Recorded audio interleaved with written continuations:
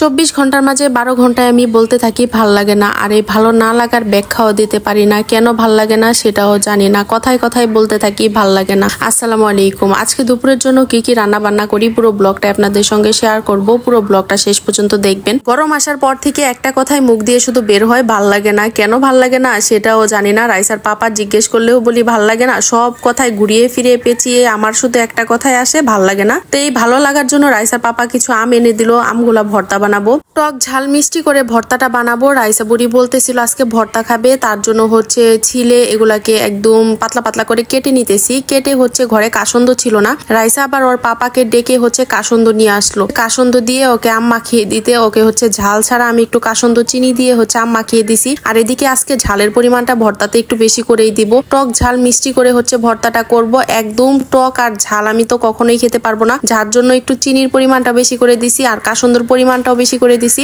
কাসন্দটা দেওয়ার পরে এত সুন্দর কালার আসছিল। আম ভর্তার ভিডিওটা হচ্ছে আমার আগেরই করা ছিল। রাতে বসে বসে যখন ভয়েস দিতেছিলাম একদম জিভে পানি চলে আসতেছিল, মনে হচ্ছিল এখনই আবার বানিয়ে খাই। আর এখন যেহেতু আমের সিজন, সবাই ফেসবুকে শুধু দেখি আমের ভিডিও আমের ভিডিও। আমিও আপনাদের সঙ্গে কিছু আমের নতুন নতুন ভিডিও শেয়ার করব। আর এইদিকে আম ভর্তাটা করে আমি হচ্ছে একটু ছবি তোলার জন্য এখানে কিছু মরিচ কাঁচা আম নিয়ে নিছি। তো এখানে কিছু ছবি তুলে হচ্ছে আম ভর্তাটা খেয়ে নিব। আম ভর্তার মাঝে সবচাইতে মজার যে জিনিসটা সেটা হচ্ছে আমের এই ঝোলটা। আর হচ্ছে ছোটবেলা হচ্ছে আম ভর্তা খাওয়ার সময় শুধু বোড়া নিতাম, বোড়া নিয়ে মানে চেটে চেটে খেতে এত বেশি ভালো লাগতো। সেই জিনিসগুলো এখন আর কারাকারি এইসব বিষয়গুলো নেই, কিন্তু আগের মতো স্বাদটাও পাই না। একা একা সবকিছুর খাওয়া কেমন যেন একটা ভালো লাগে না। যাই হোক, রাইসার পাপা থাকলে তাও একটু ভালো লাগে। আর এখানে হচ্ছে ভাবলাম যেহেতু আম আছে একটু আম ডাল রান্না করে নিই।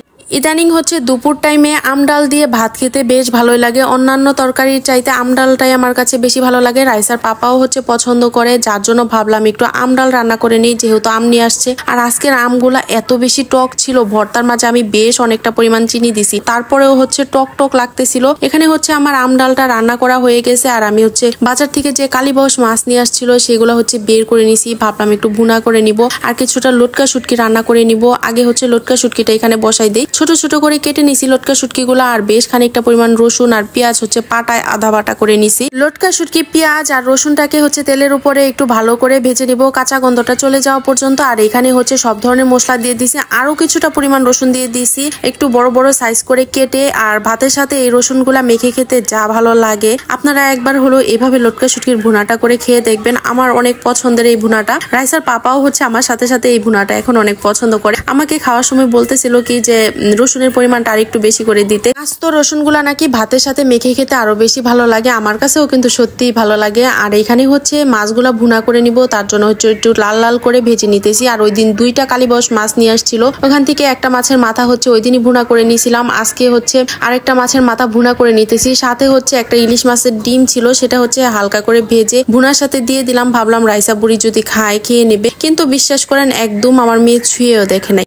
ভাতটা কেন জানি খেতেই চায় না। সব বাচ্চাদের একই অবস্থা, সব বাচ্চারাই শুধু ভাত খেতে চায় না। যাই হোক, এখানে মাছের ভুনাটা হয়ে গেছে, উপরে কিছুটা পরিমাণ জিরার গুঁড়া দিয়ে দিলাম। আর রান্না বান্না সবকিছু রেডি করে নিছি। রাইস কুকারে হচ্ছে ভাত বসাই দিয়েছিলাম, ভাতটা হয়ে গেছে। আর এদিকে হচ্ছে সবকিছুই গোছগাছ করে নিছি। রাইসার পাপাও চলে আসছে, শুধু আমাদের খাওয়া দাওয়াটাই বাকি। এখন শুধু খাওয়া দাওয়াটাই করে নিব। সবগুলা খাবারই অনেক বেশি ভালো লাগছে, কিন্তু লটকা শুটকির ভুনাটা অনেক বেশি ভালো লাগছে। আর এই ছিল আজকে দুপুরে রান্না বান্নার ভিডিও, সারাদিনের ব্লগ ভিডিও। ভিডিওটা কেমন লাগলো অবশ্যই জানাবেন, লাইক কমেন্ট শেয়ার করে দিবেন, পেজটাতে ফলো দিয়ে দিবেন। ইউটিউব চ্যানেল থেকে দেখে থাকলে চ্যানেলটা সাবস্ক্রাইব করে দিবেন। আজকের মতো এখানে শেষ করছি, আল্লাহ হাফেজ।